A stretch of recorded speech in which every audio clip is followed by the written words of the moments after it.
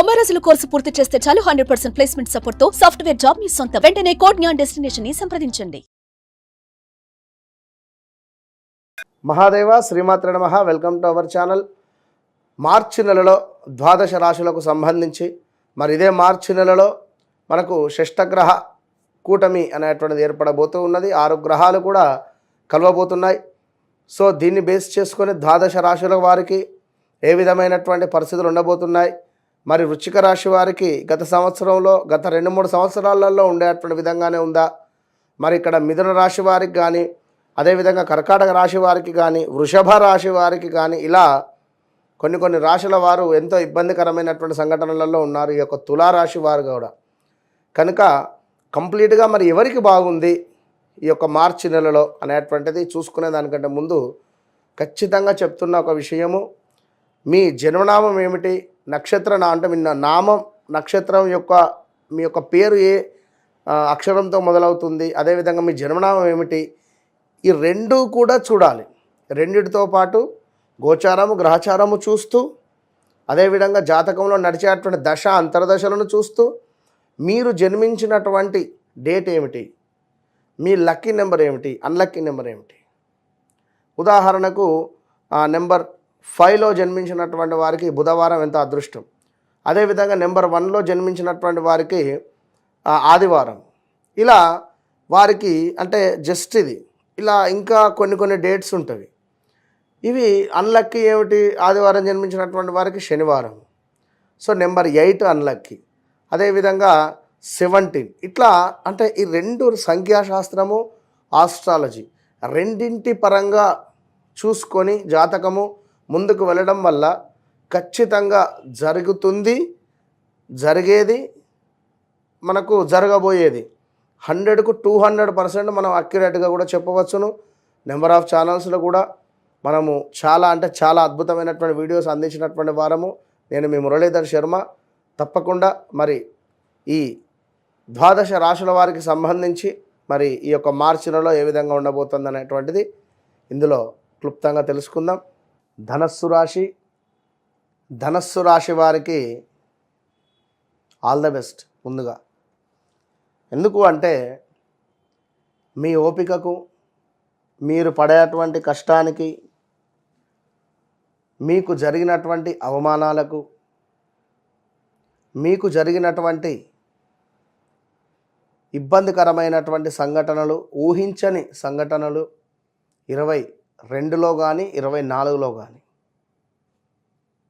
మరి all the best దేనికి అంటే మీకు చాలా అంటే చాలా అద్భుతంగా మారబోతూ ఉన్నది ఈ 2025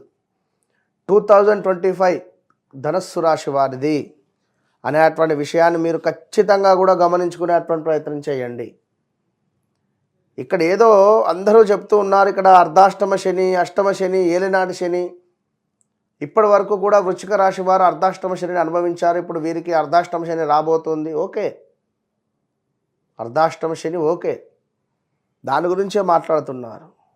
సప్తమాతు ఉండేటువంటి గురువు ఇచ్చేటువంటి శుభాల గురించి ఎందుకు చెప్తలేరు విన్నారా? పంచమ భావంలో ఉండేటువంటి గురువు వారి గురించి ఎందుకు చెప్పడం లేదు? కుంభరాశి వారికి శని ఒక్కడే తినేస్తాడా మనుషులను? సో గురువుది కూడా చెప్పాలి కదా.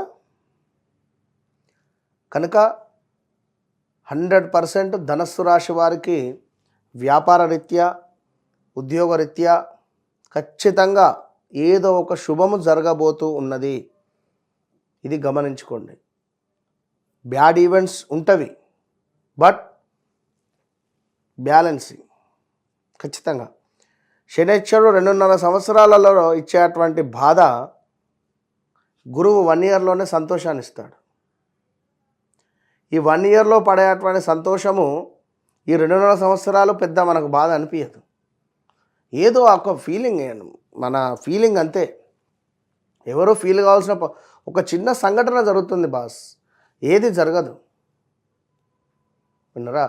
ఏలినాటి శని కానీ, అష్టమ శని కానీ, అర్ధాష్టమ శని కానీ, ఏదో బండి మీద నుంచి కింద పడడము, లేదా ఏదో జాబ్ రిలేటెడ్ ఇష్యూస్, మరొక జాబ్ దొరుకుతుంది. ఏముంది, ఒక మెట్టు కిందికి దూతాం, ఇక్కడ ఒక మెట్టు కిందికి దిగి మళ్ళీ పైకి ఎక్కుతాం, ఎగిరి 4 మెట్ల మీద దొరుకుతాం అనేది గమనించుకోండి.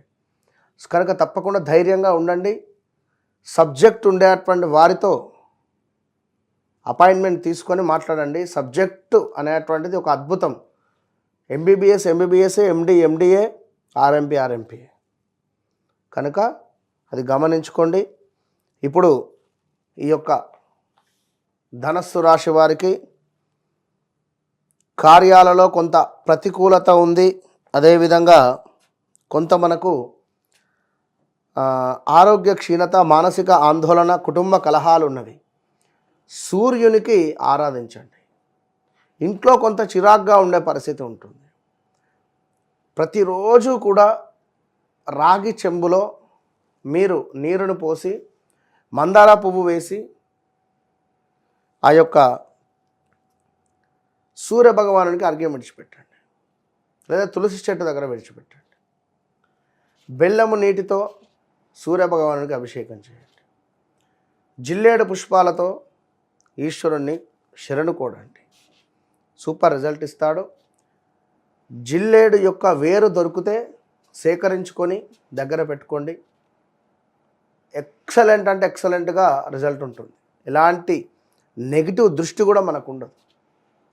సో ప్రకృతి చాలా అద్భుతాన్ని ఇచ్చింది మనకు. వెనకటి కాలంలో కాళ్ళకు వెండివి బేడీలు వేసుకునేవారు. దేనికి? దానివలన ఒక వైబ్రేషన్ అనేటువంటిది కానీ చాలా అంటే చాలా ఉన్నవి. వెనకటి కాలము అనేటువంటిది ఎంతో గొప్పది. ఇప్పుడు ఇక్కడ మనం ఎన్నో ఏవో చేస్తున్నాం. ఇప్పుడు ఉండేటువంటి సందర్భాలలో జనాలకు కేవలము ఇక్కడ డబ్బు మాత్రం కావాలి అంతే. వారు మరణించిన తర్వాత వారు ఏ కర్మను అనుభవిస్తారు, వారు వెళ్ళేటువంటి నరకములో ఎలాంటి శిక్షలు ఉంటవి, వీరు ఏమిటి అనేటువంటిది అది వీరికి చెప్పినా దానికి సంబంధించినటువంటి ఇంటర్వ్యూస్ మనం ఇచ్చినా ఒళ్ళు గగ్గురు పుడుస్తుంది. సో రేపటి కాలం అనేటువంటిది చాలా అంటే చాలా ఇబ్బందికరంగా ఉంటుంది మీకు, మీ పిల్లలకు. సో చాలా జాగ్రత్తగా ఉండండి, ధర్మంగా ఉండండి. అందరూ కూడా ధర్మాన్ని ప్రచారం చేయండి, ప్యూర్ హార్ట్తో ఉండండి. నలుగురికి 4 విషయాలను పంచిపెట్టండి. ఎలాంటివి? ధర్మంగా ఉండాలి, ధర్మో రక్షిత రక్షతః, భగవద్గీతలో ఉండేటువంటి శ్లోకాలు ఏవో 1, 2 నలుగురికి చెప్పండి. ఎవరితో ఎట్లా మాట్లాడాలి, ఎవరితో ఏ విధంగా ఉండాలి, టీచర్స్తో ఏ విధంగా ఉండాలి, వారి మీద జోక్స్ వేసేటువంటి కాలంలో ఉన్నాం. కుటుంబంలో చక్కటి సౌఖ్యం కనబడుతూ ఉంది అద్భుతంగా. అదేవిధంగా కొన్ని ప్రమాదాలు, జాగ్రత్తగా వాహనాలు నడిపేటప్పుడు జాగ్రత్త. పిల్లలు, అదేవిధంగా బంధుమిత్రులతో చిన్నపాటి గొడవలు, కొంత అనారోగ్య ఇబ్బందులు అయితే పొంచి ఉన్నవి. దీంతో పాటుగా కార్యసిద్ధి, శారీరక సౌఖ్యము, చక్కటి ఆరోగ్యము, అదేవిధంగా అధికార సందర్శనము, సంపూర్ణమైనటువంటి ఆనందము, అన్ని రకాలుగా కూడా ఈ యొక్క ధనస్సు రాశి వారికి ఎంతో అద్భుతంగా ఈ యొక్క మీకు గురువు ఇస్తున్నాడు. కనుక తప్పకుండా ధనస్సు రాశి వారు మీరు ప్రతిరోజు ఈ యొక్క సిద్ధమంగళ స్తోత్రం కావచ్చును, లేదా దత్తాత్రేయ స్వామి కొలువు తీరినటువంటి దేవాలయానికి వెళ్ళి అక్కడ అర్చనాది కార్యక్రమాలు చేసుకున్న రోజు వెళ్ళండి. గురువారమే అని కాదు కదా, మనకు ఒక వ్యక్తి వల్ల మనకు లాభం జరుగుతున్నది. సో రోజు వెళ్ళి నమస్కరించడం వల్ల, కృతజ్ఞత గ్రాటిట్యూడ్ చూపించడం వల్ల తప్పు లేదు. తప్పకుండా వెళ్ళండి. లేదు అనుకున్నట్టయితే దక్షిణామూర్తి దేవాలయం ఉన్నా కూడా సందర్శించండి. ప్రతిరోజు కూడా పిల్లలకు దక్షిణామూర్తి యొక్క ఆ యొక్క శ్లోకాన్ని కానీ, స్తోత్రాన్ని కానీ, ధ్యానమును కానీ చెప్పే ప్రయత్నం చేయండి. లక్ష్మీదేవి ఆరాధన చేస్తూ ఉండండి. లక్ష్మీదేవికి పరమాన్నాన్ని ప్రతిరోజు నివేదనకు ఇచ్చేటువంటి ప్రయత్నం చేయండి. చక్కగా అద్భుతమైనటువంటి ఫలితం మీ సొంతం. వివాహం కాని వారికి తప్పకుండా వివాహం జరిగేటువంటి పరిస్థితి ఉంది. సంతానం కాని వారికి సంతానం అయ్యేటువంటి పరిస్థితి ఉంది. ఇలా ఎన్నో శుభాలు జరిగే పరిస్థితి ఉంది. సో తప్పకుండా చాలా అద్భుతాలు జరుగుతాయి. All the best.